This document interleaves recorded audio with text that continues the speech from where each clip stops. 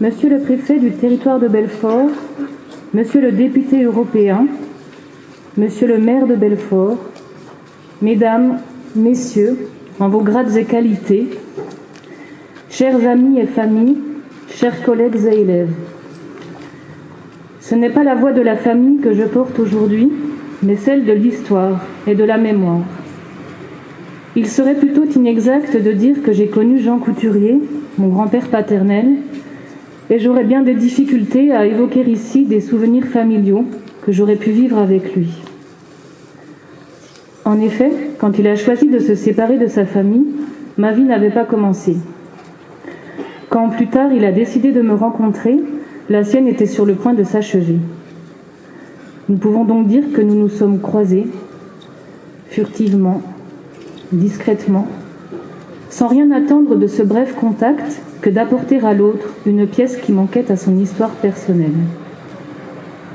Nos racines, aussi complexes et enfouies soient-elles, participent à notre identité et j'ai décidé de ne pas renier les miennes. Et pourtant, ce que mon histoire familiale ne m'a pas permis de partager avec lui, l'histoire, celle avec un grand H, me l'a autorisé. J'ai connu le nom et l'histoire de Jean Couturier bien avant d'en connaître le visage, un peu comme ces personnages historiques que l'on apprivoise dans les manuels d'histoire. Quand, plus jeune, pour tenter de lever le voile sur cet homme dont on ne parlait pas, je demandais à mon père ou à ma grand-mère quel homme était mon grand-père, il me répondait simplement qu'il avait fait le débarquement. Comme si cela, finalement, occultait tout le reste. Comme si c'était la seule lumière qui restait dans la nuit. Comme si la mémoire historique et collective avait remplacé la mémoire individuelle et familiale. Dans une famille marquée par l'occupation, il n'est pas étonnant que les valeurs de l'engagement et de la résistance priment sur les rancœurs personnelles, aussi justifiées soient-elles.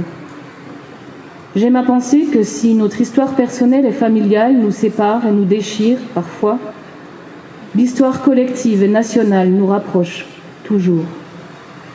C'est dans ce sens que la mémoire de ceux qui ont fait notre histoire par leur engagement doit être honorée. L'engagement a en effet marqué la vie de Jean Couturier dès son plus jeune âge, puisqu'il avait une quinzaine d'années lorsqu'il s'est engagé dans la marine française et qu'il a entamé ce parcours militaire aux affectations variées, mais avec toujours le même objectif et les mêmes idéaux. Risquer sa vie et combattre pour la liberté de la France dans les heures les plus sombres de son histoire. Parce qu'il était de ces hommes pour qui le combat est nécessaire autant que le joug est inacceptable. De ces hommes que la mort, en les frôlant maintes fois du doigt, ne décourage pas, mais enhardit à lutter plus fort parce qu'ils savent que leur combat est juste. Cette détermination et cet engagement lui ont offert un rendez-vous inoubliable avec l'histoire, lorsque ce jour du 6 juin 1944, à 7h55 du matin, il a posé le pied sur les plages de Normandie avec ses 176 camarades français. Cette histoire, ce parcours que vous racontera mon ami Hugues Scholtes dans un instant, Jean Couturier n'aura eu de cesse de le transmettre avec passion à qui voulait les entendre, notamment aux jeunes, s'étonnant lui-même de rester dans les mémoires. C'est une grande émotion que de savoir présent à cette cérémonie les jeunes du Centre de préparation militaire marine 1er maître Goisset de Belfort, ainsi que les jeunes cadets de la Défense, parmi lesquels figurent certains de mes propres élèves. Quel symbole lourd de sens, quelle belle mise en abîme de tout ce que peut la transmission entre générations. Mesdames, Messieurs, chers amis, 132 715 soldats alliés ont débarqué le 6 juin 1944. Parmi eux, seulement 177 Français. Et parmi eux, un Belfortain, Jean Couturier, membre du commando Kieffer.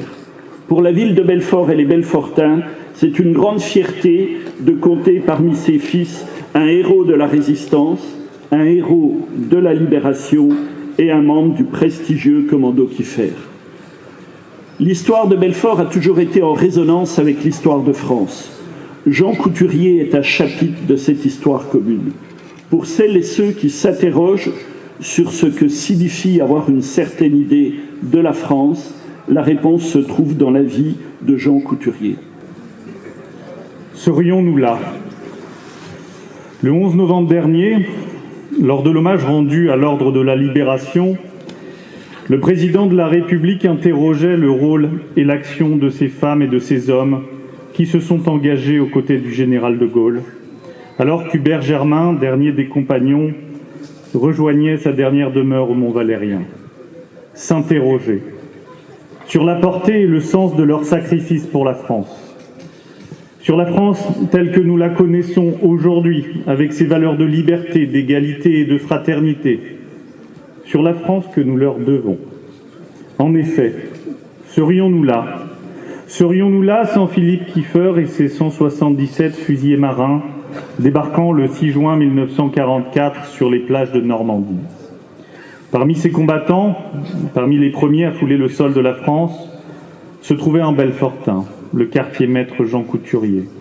Je ne reviendrai pas sur son parcours, sur ses exploits, sa destinée hors du commun.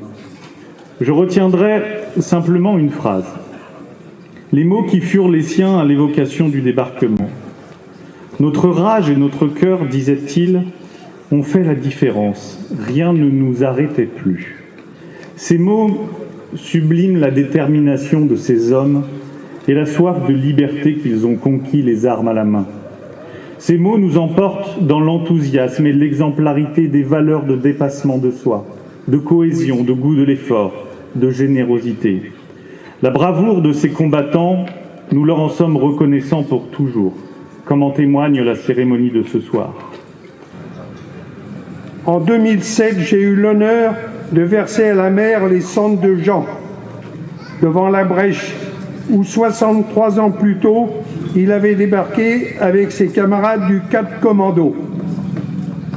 Jean m'avait, quelques années auparavant, remis son badge frappé en Angleterre, badge légèrement différent de l'actuel par sa forme et son poids, portant le numéro 155.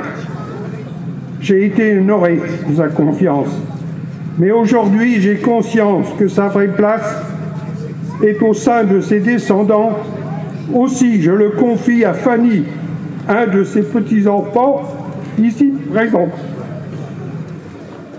Je sais déjà qu'elle en sera très fière et continuera à entretenir ce devoir de mémoire dû à Jean et à tous ses camarades du 4 Commando, sans oublier la génération suivante, Indochine, Algérie, et plus près encore, ceux en OPEC qui laissent encore aujourd'hui leur vie et sont marqués dans leur chair pour que la France garde sa liberté.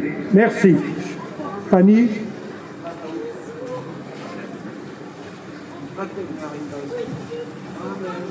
Pour confie.